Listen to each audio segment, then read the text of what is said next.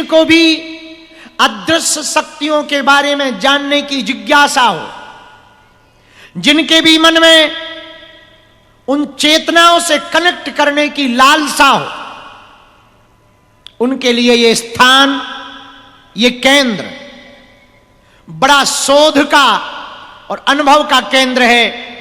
तुम 10 मिनट कहीं भी आंख बंद करके एकांत सन्यासी बाबा का ध्यान करके महसूस करना।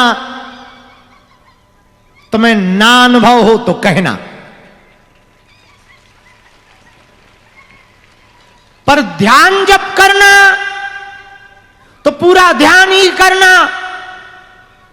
तुम महसूस करोगे कि कोई दिव्य चेतना सच में यहां है। तुम्हें पता है पूज्यपाद जग्गी वासुदेव जैसे सदगुरु कौन है? एक ऐसे गुरु हैं जिन्होंने पूरे विश्व में जाकर के अध्यात्म के प्रति लोगों को ललायत किया, जगाया। और धाम बागेश्वर धाम पर हमारे ऊपर तो तुम्हें पता ही है कि लाखों लोग उंगलियां उठाते कि ये बाबा तो हिंदू मुसलमान करता, ये करता, वो करता। आज 40 देशों के लोग आए, उनमें से कुछ ईसाई भी थे, कुछ मुसलमान भी थे, लेकिन सबके माथे पर टीका था, गले में बालाजी का पटका था।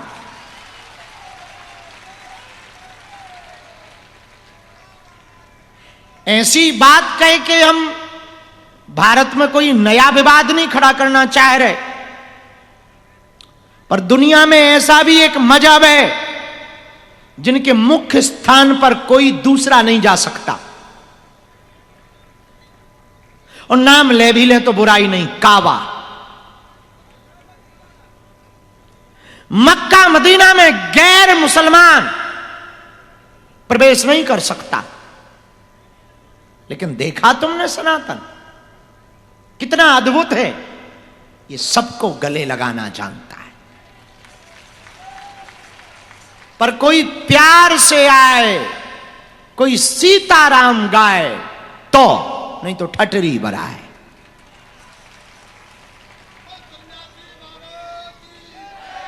मेरे पागलों,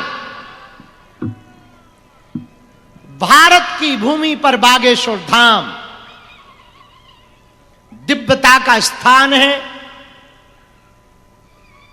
शक्तियों का स्थान है। कल रात हम 2 घंटे तक मंदिर पर थे, शायद 2.5-3 घंटे भी हो सकते हैं। किसी काम से नहीं गए थे, बस अपने गुरु से आज्ञा लेने गए थे कि 14 तारीख को हमें जाना है मठ के लिए, और यहां कुछ संत आने वाले हैं, उनको आप अनुमति दो कि हम आपके दर्शन करा सकें, अंदर आने की अनुमति दो। हम जब वहां रात को 3 घंटे तक बैठे सन्यासी बाबा के पास, कल रात उन्होंने एक बड़ी अद्भुत बात कही। उन्होंने कहा, देखो वो हमसे बोलते नहीं है, कहने का उनका तरीका अलग होता है, पर हमें समझ आता है। ये बात अलग कि तुम लोग कहोगे कि तुम्हारी गुरुजी से बात होती, हमें तो समझ आता है। तो कल रात जब हम अपने गुरु के पास बैठे थे, तब हमारे गुरु ने एक बात कही। उन्होंने कहा, बेटा, इस भारत के लोगों को, इन भारतीयों को यदि प्रसन्न करना है, खुश करना है, आनंद देना है, आनंद में रखना है, इनके कष्टों को मिटाना है, तो एक काम करना, तुम प्रारंभ करवाओ। हमने पूछा क्या? बोले सबको साधक बनाओ।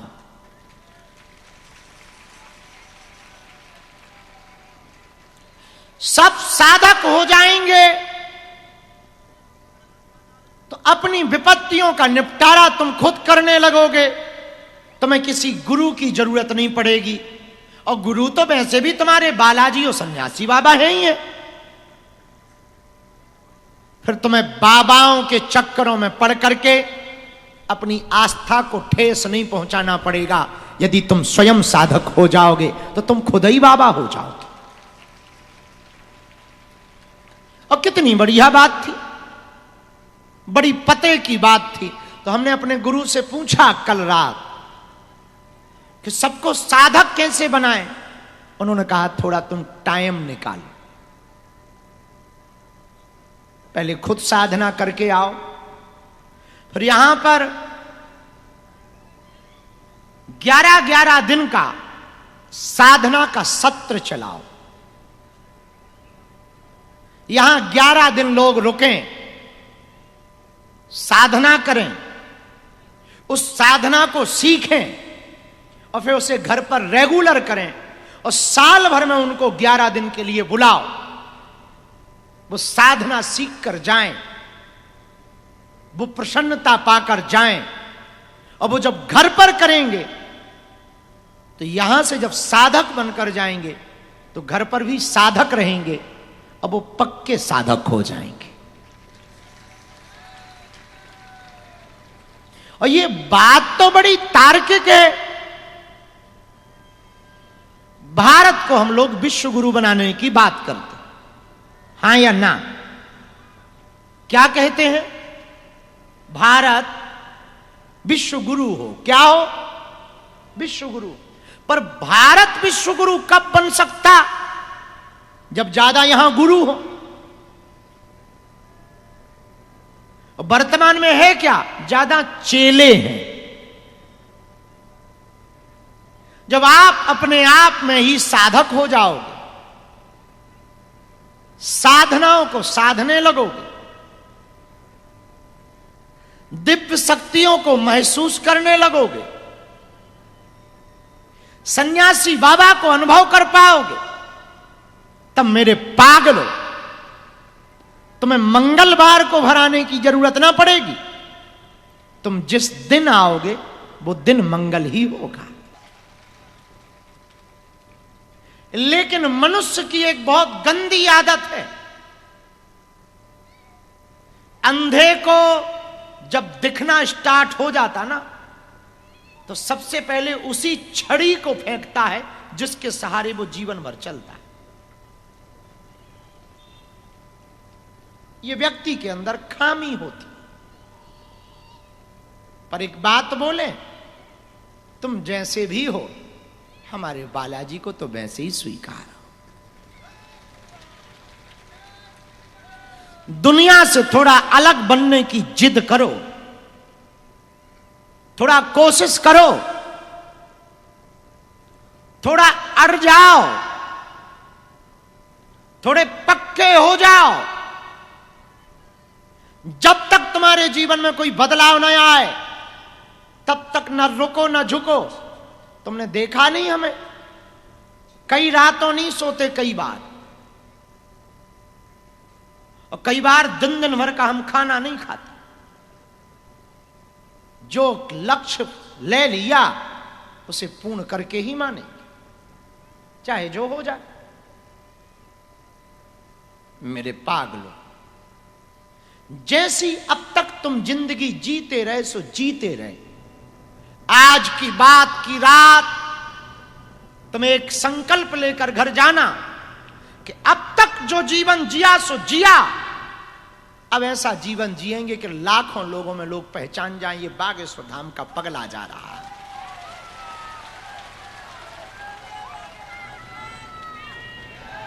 ये हनुमान जी का चेला जा रहा। और हम तो कहेंगे आज से ही तुम मुस्कुराना शुरू करो। तुमने हमें देखा नहीं, रोज 100 गालियां हमें मिलती हमारे खिलाफ, 10-10 करोड़ रुपया खर्च करके हमारे खिलाफ में वीडियो बनाए जाते, लेकिन हम नहीं ध्यान देते। भला क्या ध्यान दे, उनका अपना काम, कुत्ते तो भौंकते ही। कुत्तों के भौंकने पे अपना दिमाग खराब काहे को करो। और सुनो, जब अपन किसी का मुंह बंद नहीं करा सकते तो कान तो बंद कर सकते। कोई बकबक कर रहा हो, उल्टा सीधा बोल रहा हो, और हम उसका मुंह बंद ना करा पाए, तो तुम ज्यादा उसके पीछे मत कर पड़ना कि मुंह बंद कर, अपने कान बंद कर लेना कि ले बोलता रहे। और जब वो चुप हो जाए तब पूछना भी क्या बोला,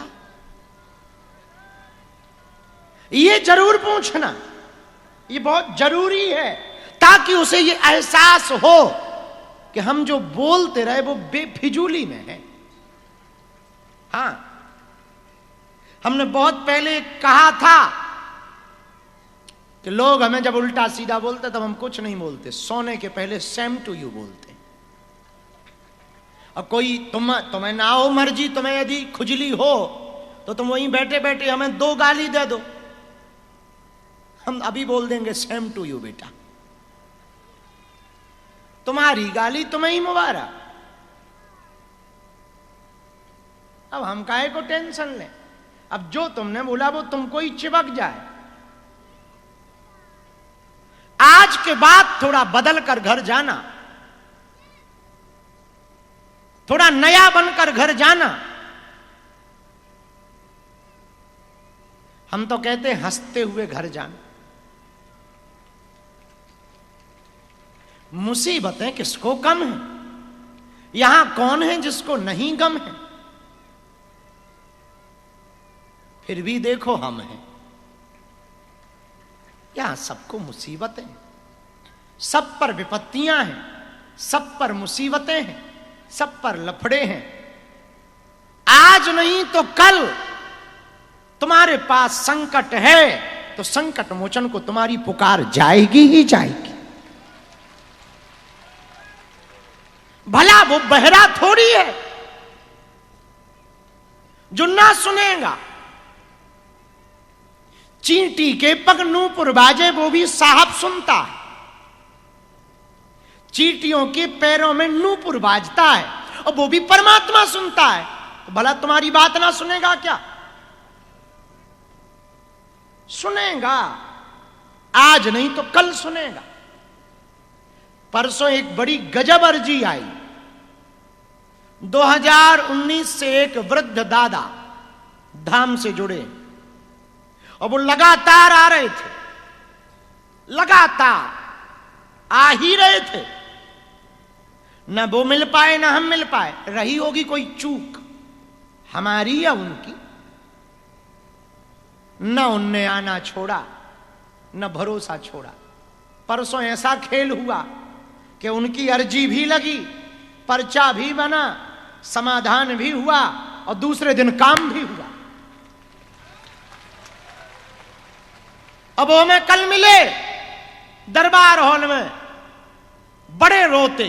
तो हमें लगा कि कुछ नया लफड़ा हो गया, कल ही तो ये मिला था। तो हमने बुलाया, हमने कहा ताऊ इधर आओ, गाना गाओ, हमें सुनाओ। रो काहे को रहे? अरे बोले हमने अर्जियां देखी, पर्चियां देखी, ऐसा चमत्कार ना देखा। उनका हुआ क्या? बोले कल अर्जी लगी, आज काम हो गया, 47 साल का मुकदमा का फैसला आ गया। हमें भी आंखों में आंसू आ गए, उनकी आंखों के आंसू देखकर कि भाई तू भी बड़ा गजब है। पहले तो 6 साल इनको रगड़ा, अब एक दिन में ही कर दिया कि 21 पेशी तो कल लेन देते कम से कम। 21 ना सही 11 चढ़ तो जाने देते। 11 पेशी तो छोड़ो, कम से कम श्री गणेश हो जाती, एक मंगल ही निकल जाता तो हमें संतुष्टि होती कि पेशी भई सेना गई, काम हो गया। बिना पेशी के गजब हो हुजूर, धन्य है परमात्मा। मेरे पागलों, चींटी के पग नूपुर बाजे, वो भी साहब सुनता है। कुछ भी दुनिया में बुरा नहीं है, सब अपने मन का खेल है। तुम्हें लगता है कि तुम आए हो तो हमसे तुम मिल नहीं पाए या हम तुमसे नहीं मिल पाए, तुम्हारा पर्चा नहीं बना, तो तुम्हें लग रहा होगा भगवान नाराज। भला हुआ जो पहली बार में तुम्हें नहीं मिल पाए, दूसरी बार आने का मौका तो मिल गया, बहाना भी तो मिल गया। बिना बहाने के यहां आता कौन है? भगवान करे तुम आओ, पर मुसीबत में मत आओ, मुसीबत ही ना आए, ऐसा हमारा आशीर्वाद। खुशी खुशी आओ। हम तो यही चाह रहे, हम तो गुरु हैं, हम तो यही चाह रहे। मेरे पागलो, आज तुम घर जाना तो थोड़ा बदल कर जाना, थोड़ा मुस्कुराते हुए जाना, थोड़ा नचते हुए जाना। तुम्हारे जो पड़ोसी इंतजार कर रहे हैं, तुम्हारा दुश्मन जो इंतजार कर रहा है, उसको जलाओ।